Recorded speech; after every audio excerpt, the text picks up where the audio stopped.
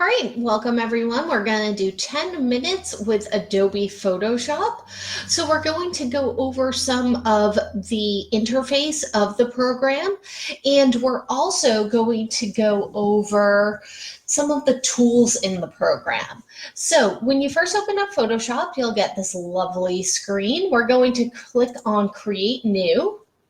And when we do that, we'll see that we have a whole bunch of options that come up. So we can do photos, print, art and illustration, web, mobile, film and video. And that's because Photoshop is able to handle all of these things, which is really, really awesome. So I am going to show you the print and the web version. So when you go into print, you'll notice that the biggest difference between the two, between print and web, is the resolution. Because in print, we need to have things at 300 pixels per inch. That gives us a nice, crisp, clear photo. On the web version, we can get away with 72 pixels per inch because it's only being shown on a screen. You'll also notice in the web version that your width and height are set up as pixels, whereas in the print version, it's set up with inches, which if you're like me, your brain probably thinks in inches. So for this demonstration, we're going to use the print option, but I do want to point out one other thing. It will default to RGB, and most print shops will want you to send a file for print in CMYK. So let's change that to CMYK. We can leave our background as white, but some people do like to work with a transparent background, which I completely understand as well. And we'll click OK. Now, this is our workspace. So I am currently set up with the Essentials workspace. You can go over to the right-hand side of the screen. There is an icon for a search and then an icon that looks like your screen. That's where your workspaces are located. So I'm going to reset Essentials so that way it looks exactly like it will look for you. When you set things up a certain way and you use it a certain way all the time, it kind of Photoshop remembers that, which is a nice thing. So let's take a look on the left-hand side of the screen, and we have our toolbar over here. The first tool you're going to see is the Move tool. This is literally for moving objects around the screen, moving layers around, and just moving things where you need them to go. The next is, it looks like a little, almost like a coupon box. And this is called the Marquee Tool. So the default is to the rectangular marquee, but if you click and hold down, you can get to your elliptical marquee, a single row marquee, or a single column marquee. Next, we have our Lasso tools.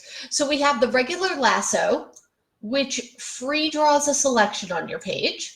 And it gives you those little marching ants going around that shows you where the selection is. Once you have something selected, let's say you don't want it selected anymore, go up to select and deselect. But you can also select using the polygon lasso tool, which gives you more straight lines, if that's what you need. And again, I'll just deselect that. We also have the Magic Wand tool. So that is going to select a color range where you click. So if I click on the background right here, everything is white.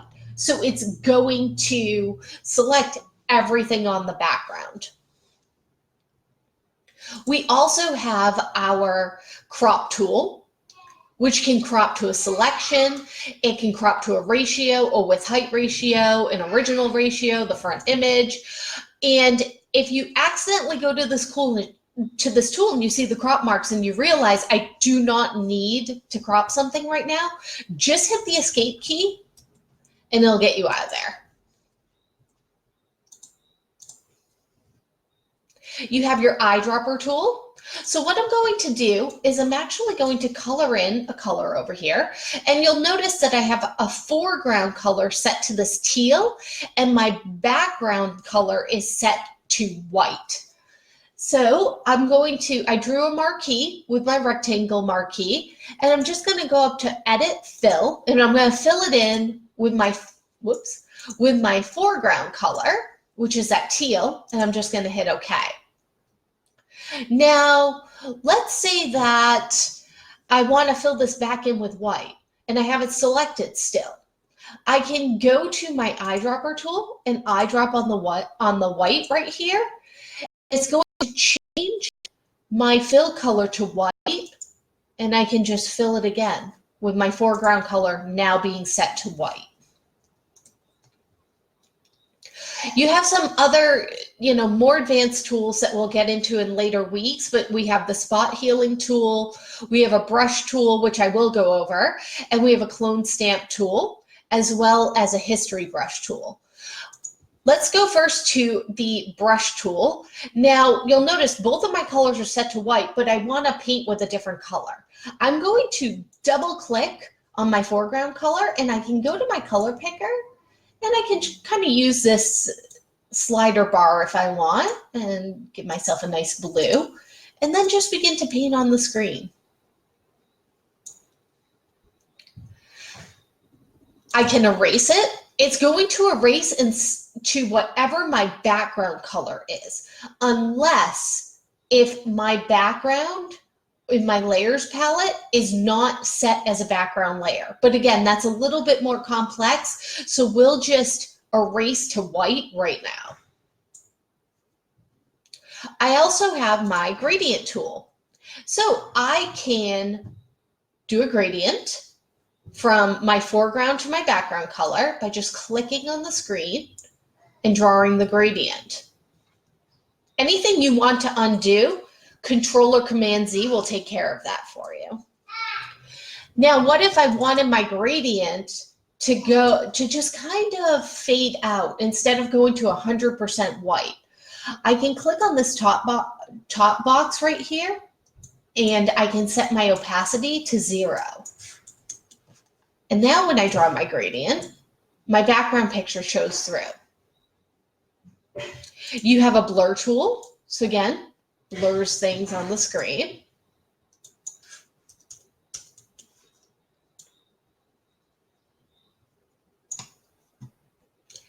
And let's take a quick look at the type tool. So if you just click on the screen, it'll put in some lorem ipsum text, but I can type my name, go to the move tool, move it back on, and ooh, what if it's just too big right there? Well, go back to my type tool, click, and I can select it and bring down the font size if I want. I can change the color by clicking on the color swatch. Maybe I want it to be white. And I can go over to this panel, and with the up key on my keyboard, I can just go up 1 point at a time till I get it to the right size. There we go. You also have a line tool just for drawing lines, and the hand tool moves things around the screen. So let's say if we were really zoomed in, well, we could really zoom in by going to our magnifying glass. And then what if I needed to see something that's up here? I can use my hand tool to drag the screen around to get to where I need to be. Anytime that you press the space bar, if you are on another tool, it brings up the hand tool for you as well, which is a great option. Just make sure you're not inside of a text box because it will put spaces everywhere. Now on the right-hand side of the screen, we have more windows open. We have colors, we have swatches, we have properties and adjustments, and our layers, channels, and paths. So we will be using layers a lot. We'll be using colors and swatches a lot, and you should get used to using your libraries, but there will be a separate video on this. Anytime you need another window open, if you don't see it, you can go to Window and pick the window that you need opened.